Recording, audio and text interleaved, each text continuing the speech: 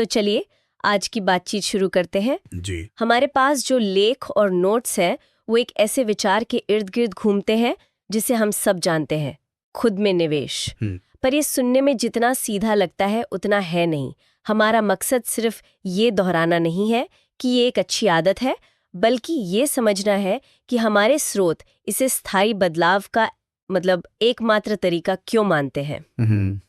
और इन सभी लेखों में एक दिलचस्प बात बार बार सामने आती है। क्या? कि पैसा, नौकरी, मौके ये सब आते जाते रहते हैं। हाँ, वो तो है। लेकिन ज्ञान और हुनर जो इंसान खुद पर मेहनत करके कमाता है उसे कोई छीन नहीं सकता।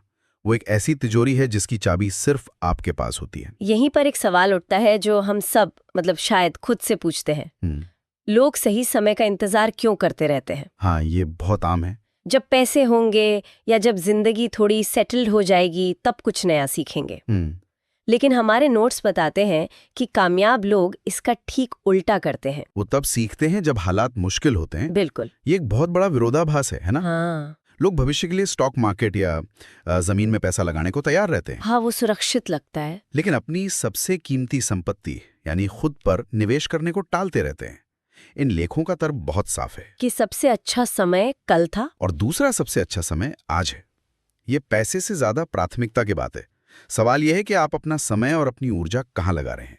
तो इसी को थोड़ा और खुलते हैं। हमारे स्रोतों में एक बहुत ही प्रोवोकेटिव बात कही गई है। स्किल्स पे बेटर देन सैलरीज, यानी हुनर तनख्वाह से ज्यादा कमा कर देता है। हाँ। एक नौकरी महीने में एक बार तनख्वाह देती है। बिल्कुल। लेकिन एक हुनर आपको जिंदगी भर कमा कर देता है। ये सोचने का बिल्कुल अलग नजरिया है। ये बात तो पूरी सोच को ही बदल देती है ना? हमारा पूरा सिस्टम हमें एक अच्छी तनख्वाह वाली नौकरी के पीछे भागना सिखाता है, लेकिन स्रोत हमें याद दिलाते हैं कि तनख्वाह तो कोई और तय करता है। वो बाहरी चीज है। अच्छा। हुनर आपका अपना है, वो अंदरूनी है। मतलब उस पर आपका कंट्रोल है। बिल्कुल। एक कंपनी आपको नौकरी से निकाल सकती है, लेकिन आपका हुनर आपसे कोई नहीं ले सकता। वो आपको हर जगह मूल्यवान बनाता है। तो जब स्रोत हाई इनकम स्किल्स की बात करते हैं तो क्या वो सिर्फ टेक्नोलॉजी या फाइनेंस जैसी चीजों की बात कर रहे हैं, या कुछ ऐसे हुनर भी हैं जो हमें हैरान कर सकते हैं? ये बहुत अच्छा सवाल है। देखिए, कोडिंग और टेक्नोलॉजी जैसी चीजें तो हैं ही, लेकिन जोर उन हुनर पर भी है जो हमेशा काम आते हैं। जैसे कम्युनिकेशन, अपनी बात को असरदार तरीके से कहना। वो तो हर जगह चाहिए। हर जगह। सेल्स या पर्सुएजन, मतलब लोगों को अपनी बात के लिए राजी करना। और लीडरशिप, लोगों को साथ लेकर चलना। और एक बात पर बहुत जोर दिया गया है, डिग्रियां पुरानी हो सकती हैं, लेकिन ये हुनर समय के साथ और भी पैने होते जाते हैं। ये कंपाउंड इंटरेस्ट की तरह बढ़ते हैं। और शायद यही इस विचार से जुड़ता है कि ज्ञान ही नई करेंसी है। बिल्कुल। मतलब आज की दुनिया में जानकारी पैसे से भी ज्यादा तेजी से चलती है। सही बात है।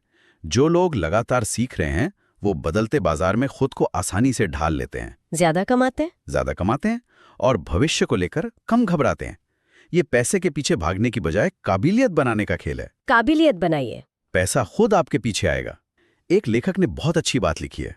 तो अगर पहला कदम सही हुनर बनाना है तो सवाल उठता है कि इन हुनर को इस्तेमाल करने के लिए ऊर्जा कहाँ से आएगी? यहीं पर हमारे स्रोत एक ऐसे पहलू पर जोर देते हैं जिसे हम सबसे ज्यादा नजरअंदाज करते हैं, हमारा स्वास्थ्य। और इसे नजरअंदाज करना शायद सबसे बड़ी भूल है।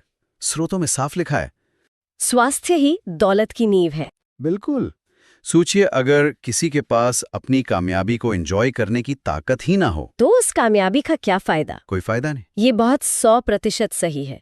लेकिन कई लोग ये भी सोचते हैं कि अभी मेहनत करने का समय है, सेहत पर बाद में ध्यान देंगे। हाँ। हमारे स्रोत इस मानसिकता के बारे में क्या कहते हैं?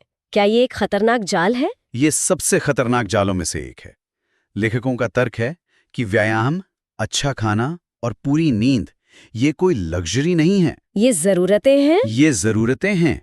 आपकी मानसिक स्पष्टता और शारीरिक ऊर्जा का सीधा असर आपके सीखने और काम करने की क्षमता पर पड़ता है। एक थका हुआ दिमाग नई चीजें उतनी तेजी से नहीं सीख सकता जितनी एक ताजा दिमाग सीख सकता है। हाँ। इन नोट्स में एक लाइन है जो दिमाग में बैठ जाती है, एक कमजोर शरीर एक मजबूत दिमाग पर लगाम लगा देता है। हाँ, क्या बात है। मतलब दिमाग कितना भी तेज हो, अगर शरीर ही साथ ना दे तो इंसान एक हद के आगे जा ही नहीं सकता। बिल्कुल। आपका शरीर वो गाड़ी है जिसमें बैठकर आप अपने हर सपने तक पहुंचेंगे। हर लक्ष्य को पाने के लिए ऊर्जा चाहिए।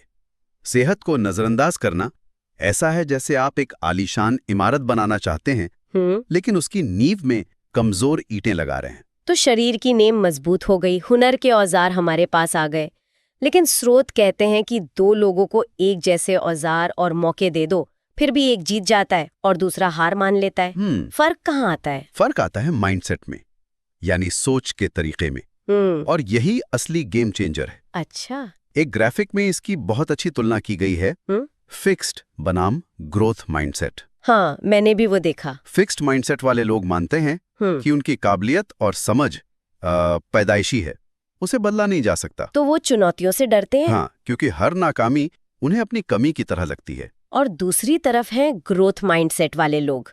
वो मानते हैं कि मेहनत और कोशिश से किसी भी काबिलियत को बढ़ाया जा सकता है। सीखने का मौका होती हैं। वो दूसरों की कामयाबी से जलते नहीं, बल्कि प्रेरणा लेते हैं।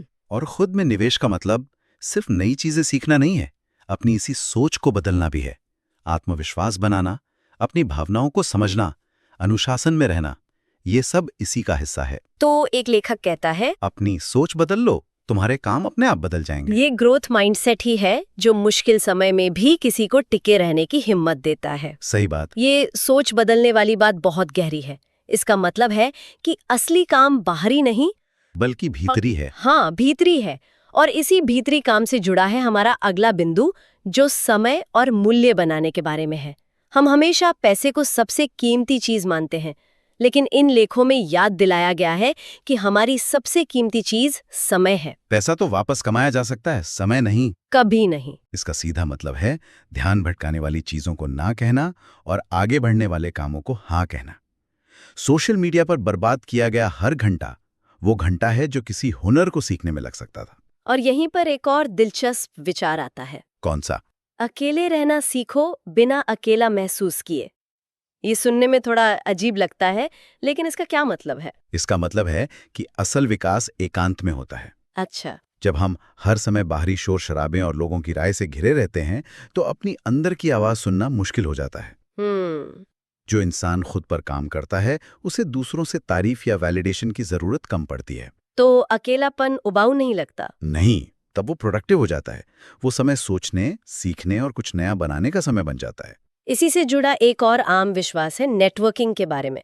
हाँ, कि कनेक्शंस बहुत जरूरी हैं। हाँ, कि जितने बड़े लोगों से जान पहचान होगी उतना अच्छा है। लेकिन हमारे स्रोत इस आइडिया को भी चुनौती देते हैं। वो कहते हैं नेटवर्क जरूरी है, लेकिन वैल्यू उससे पहले आती है। ये एक बहुत बड़ा नजरिया है। कैसे? आम सोच कहती है कि लोगों के पीछे भागो, कनेक्शन बनाओ, लेकिन ये नजरिया कहता है कि पहले खुद को इतना मूल्यवान बनाओ कि लोग तुम्हारे पास आएं। मतलब चुंबक की तरह। बिल्कुल। जब आप अपने काम में माहिर होते हैं तो अवसर और लोग खुद आपकी तरफ खींचे चले आते हैं। ये पीछा करने से आकर्षित करने की तरफ एक बदलाव है। आपको लोगों को ढूंढना नहीं पड़ता, लोग आपको ढूंढते हैं। ये आकर्षित करने वाली बात वाकई बहुत शक्तिशाली है, और शायद इसी भीतरी काम से जुड़ा है हमारा आखिरी स्तंभ, जो सबसे मुश्किल भी हो सकता है, आराम की दुनिया से बाहर निकलना। हाँ, चलिए एक ऐसे विचार पर बात करते हैं जो शायद सुनने में थोड़ा अजीब लगे। हमारे स्रोत कहते हैं कि सबसे महंगी चीजों में से एक है आराम। हम सब आराम चाहते हैं, लेकिन क्या कभी सोचा है कि इसकी असली कीमत क्या है? इसकी असली कीमत है विकास का रुक जाना। हमारे नोट्स में साफ लिखा है, विकास वहीं होता है जहां आराम खत्म होता है।